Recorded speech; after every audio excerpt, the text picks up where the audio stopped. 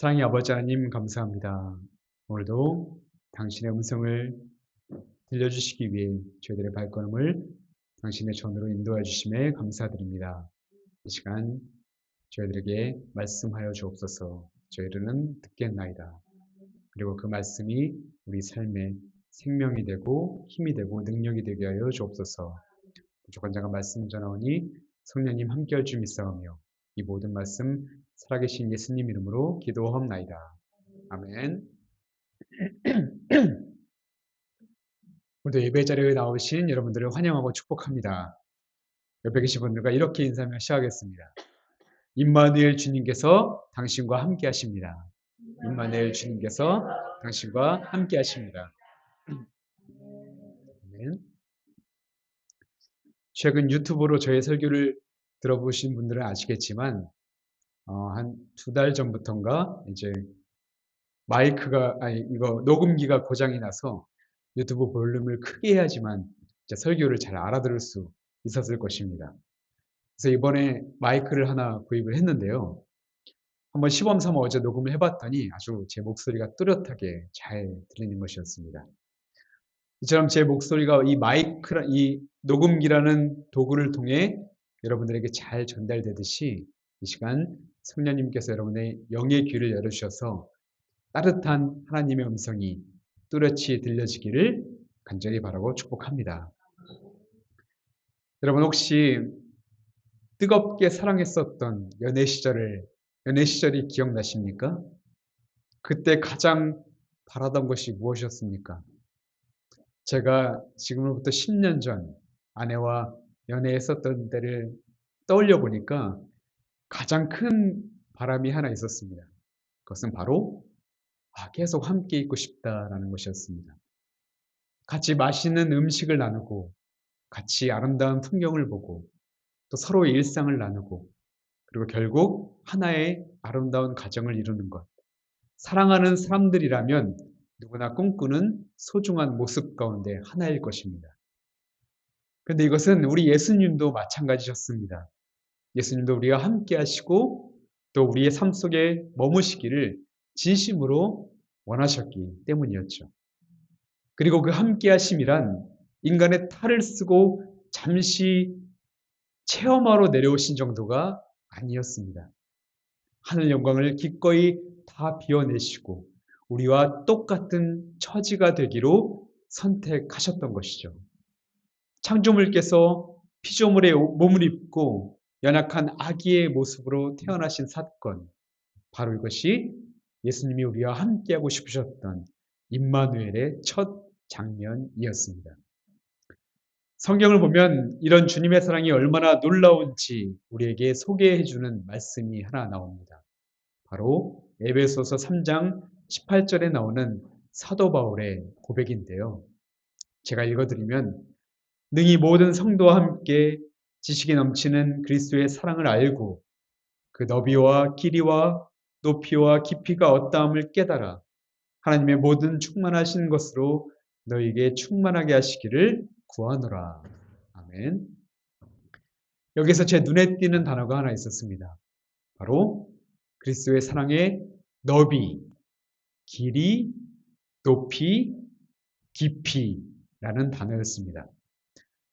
궁금했습니다. 바울이 말하는 이 그리스도의 사랑의 너비와 길이와 높이와 깊이가 과연 무엇일까? 그 하나하나의 단어 속에 어떤 의미를 숨겨놓은 것은 아닐까라는 것 때문이었습니다. 그래서 이 시간 여러분들과 그 단어에 숨겨진 사랑의 의미를 하나씩 찾아보며 은혜를 함께 나누고자 합니다. 먼저 주님 사랑의 넓이가 무엇이었을까요? 저는 요한복음 3장 16절 말씀에 그 모든 의미가 다 담겨져 있는 것 같았습니다.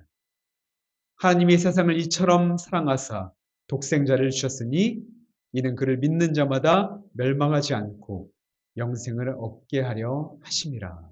아멘. 하나님이 이 세상을 이처럼 다 사랑하셨습니다. 이 땅에서 하나님이 사랑하시지 못할 대상은 하나도 없다는 것이죠. 그래서 하나님께 등을 돌렸고 죄인이자 원수였던 우리마저도 하나님은 사랑하셨던 것입니다. 이 놀라운 사랑이 바로 사랑의 넓이입니다. 그렇다면 사랑의 길이는 무엇이었을까요? 예레미야 31장 3절에서 말씀합니다.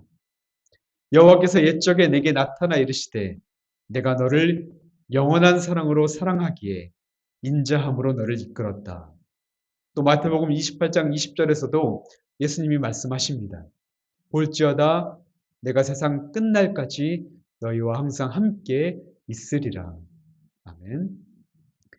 주님의 사랑은 창세 전부터 시작하여 영원까지 끝나지 않는다는 말씀입니다.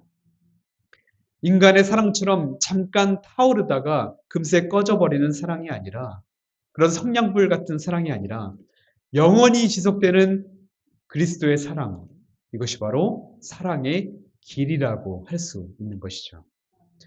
또한 하나님의 사랑에는 높이가 있습니다. 시편 103편 11절부터 12절은 이렇게 말씀합니다. 하늘이 땅에서 높음같이 그를 경외하는 자에게 그의 인자하심이 크시도다.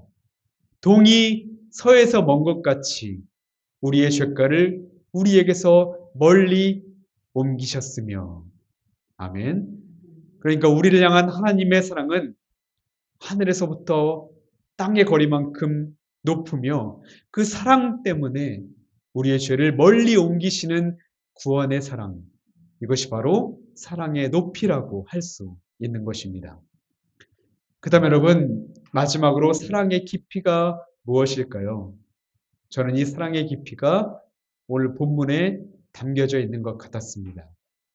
본문이 마태복음 1장 18절부터 25절의 말씀은 이 땅에 오신 아기 예수님이 어떤 분이신지 우리에게 소개시켜주는 말씀입니다. 18절은 이렇게 말씀하죠. 예수 그리스도의 나심은 이러하니라. 그의 어머니 마리아가 요셉과 약혼하고 동거하기 전에 성령으로 잉태된 것이 나타났더니.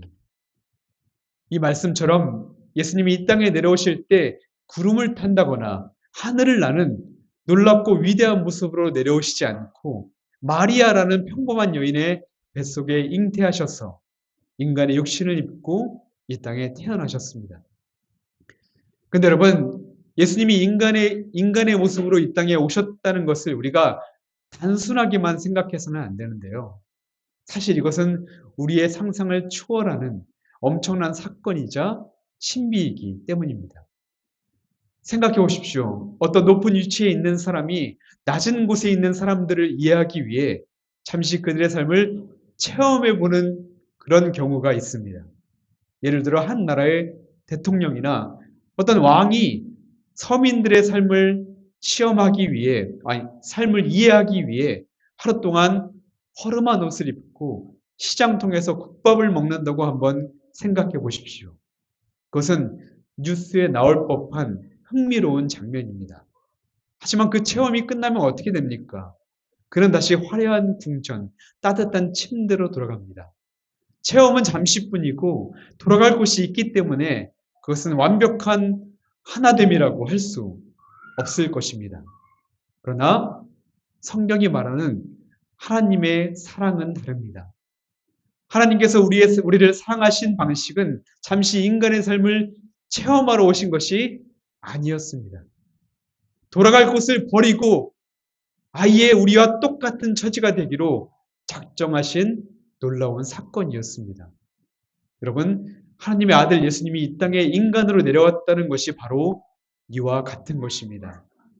주님께서는 하늘 영광을 다 버리시고 낮고 낮은 이 세상에 인간의 모습으로 오셨던 이유는 바로 우리의 가장 가까이에서 우리의 삶을 이해하시고 우리의 친구가 되어주시기 위해 이 땅에 내려오셨던 것이죠. 그뿐이 아닙니다. 예수님은 결혼도 하지 않은 동정녀의 몸에 잉태되셨습니다. 하나님의 아들이라면 조금 멋진 모습으로 올 법도 한데 소녀 마리아의 몸에 잉태되셨습니다. 그것도 남자를 모르는 동정녀였어요.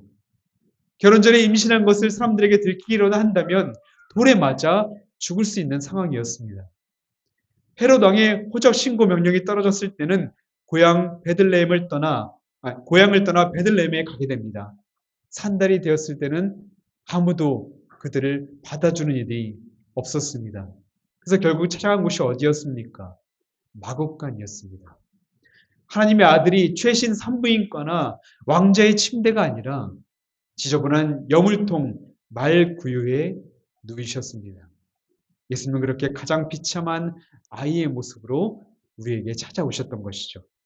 이게 끝이 아닙니다. 예수님은 태어나자마자 헤롯의 군사를 피해서 이웃나라 이집트에서 숨어 지내야만 했습니다. 헤롯이 죽자 고향으로 돌아오고 싶었는데 마리아와 요셉이 두려워서 고향으로 돌아가지는 못하고 택한 곳이 바로 갈릴리 나사렛이라는 곳이었습니다. 그 당시 갈릴리는 아무것도 없는 시골 마을, 촌동네 같은 곳이었습니다.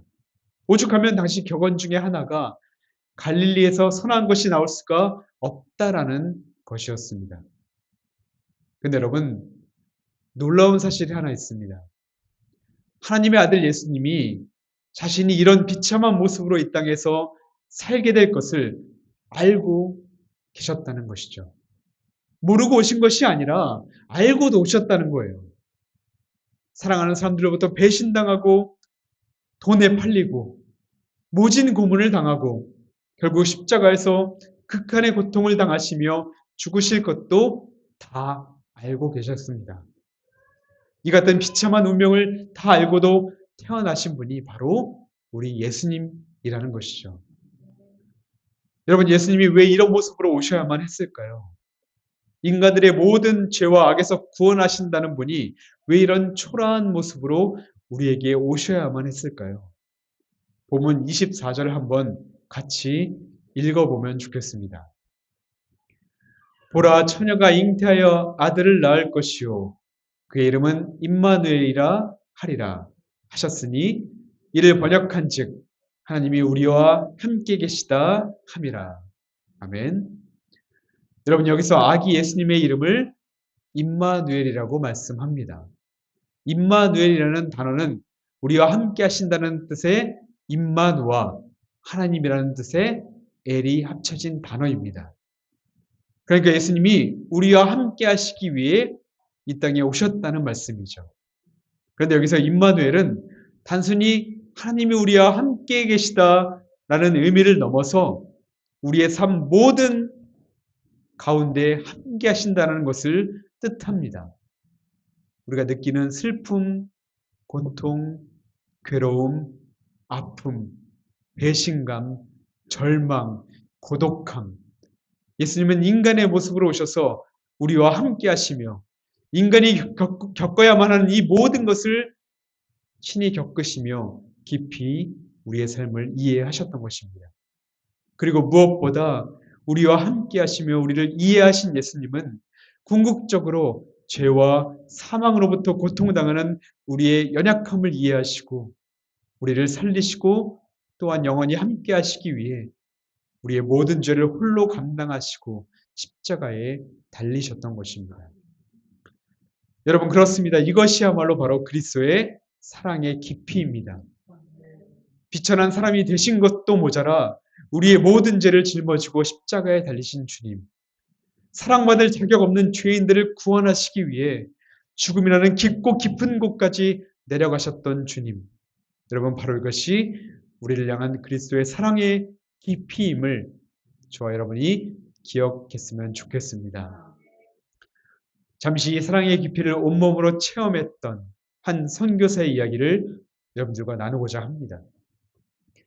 아프리카 선교의 아버지라 불리던 데이비드 리빙스턴 선교사님의 하나의 일화입니다. 그는 16년 동안 아프리카 오지를 누비며 복음을 전했던 사람이었습니다. 그 과정에서 사자에게 물려 한쪽 팔을 거의 쓰지 못하게 되었고 풍토병에 걸려 죽을 고비를 수없이 넘겼던 사람이었습니다. 16년 만에 고국인 영국으로 돌아와 글래스고 대학에서 강연을 하게 되었을 때 그의 모습은 몹시 쇠약해져 있었죠. 한 학생이 그를 보며 이렇게 물었습니다. 선교사님, 그토록 위험하고 고독한 곳에서 그 엄청난 고통과 두려움을 어떻게 이겨낼 수 있었습니까?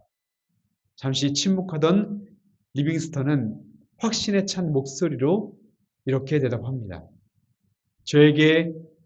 저에게는 굳게 붙잡은 단 하나의 약속이 있었습니다. 바로 마태복음 28장 20절의 말씀입니다. 볼지어다 내가 세상 끝날까지 너희와 항상 함께 있으리라. 저는 이 말씀 하나에 의지했습니다. 주님이 나와 함께 하신다는 것, 그분이 나의 고통을 아시고 내 옆에 계신다는 사실이 저를 지탱해주는 유일한 힘이었습니다. 라고 말이죠. 여러분, 그렇습니다. 리빙스턴을 그 험한 오지에서 버티게 했던 그 약속의 말씀은 2000년 전이나 지금이나 변함없이 유효합니다. 그리고 그 약속은 오늘 저와 여러분에게도 동일하게 주어져 있습니다.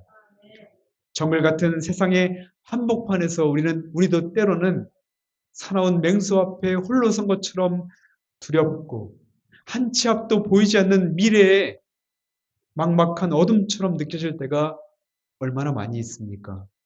남들에게 차마 말 못할 외로움과 삶의 무게로 인해 숨쉬기조차 버거운 순간들이 우리는 찾아올 것입니다. 하지만 기억하시기 바랍니다. 세상 모든 사람이 나를 떠난 것 같은 그 절대 고독의 순간에도 우리 주님은 결코 우리를 홀로 두지 않으신다는 것입니다. 그분은 저 하늘 보좌에 앉으셔서 그저 우리를 지켜보고 계시고 있는 분은 아닙니다. 우리의 작은 신음소리 하나까지 다 들으시고 우리가 흘리는 눈물의 자리, 그 가장 깊은 절망의 바닥까지 친히 내려와 우리 손을 잡아주시는 분이기 때문입니다. 그리고 지금 저와 여러분에게 이렇게 말씀하실 것입니다. 내가 너를 안다. 내가 너와 함께한다. 라고 말이죠.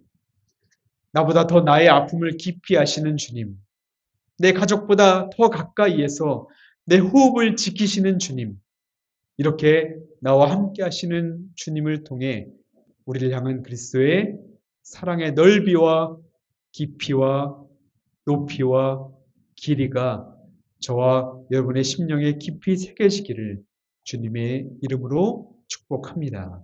아멘. 이제 말씀을 마치려고 합니다. 앞으로 4일 후면 아기 예수의 탄생을 기념하며 기뻐하는 성탄절입니다. 2000년 전 베들레헴에는 주님 누우실 방이 없었지만 오늘 우리의 마음에는 주님 오실 자리를 내어드렸으면 좋겠습니다. 비록 우리의 삶이 그 마국간처럼 초라하고 냄새날지라도 괜찮습니다. 사랑의 주님은 기꺼이 우리와 함께 하시고 은혜를 부어주시기 원하시기 때문이죠. 오늘 하루 그리고 앞으로의 삶 속에서 내 곁에 계신 주님을 의지하며 이런 고백이 터져 나왔으면 좋겠습니다. 주님, 나와 함께 하시니 감사합니다. 주님이 계시기에 저는 어떤 상황에서도 행복합니다. 임마누엘 주님이 따뜻한 위로와 평안이 그리고 구원의 기쁨이 사랑하는 여러분의 가정과 일터와 삶의 터전 위에 지금으로부터 영원까지 함께 하시기를 주님의 이름으로 축복합니다. 아멘. 기도하겠습니다. 사랑의 하나님, 우리와 함께 하시기 위해 우리를 죄로부터 자유하시기 위해 가장 낮은 곳까지 찾아오신 임마누엘의 은혜에 감사드립니다. 주님의 사랑이 얼마나 넓고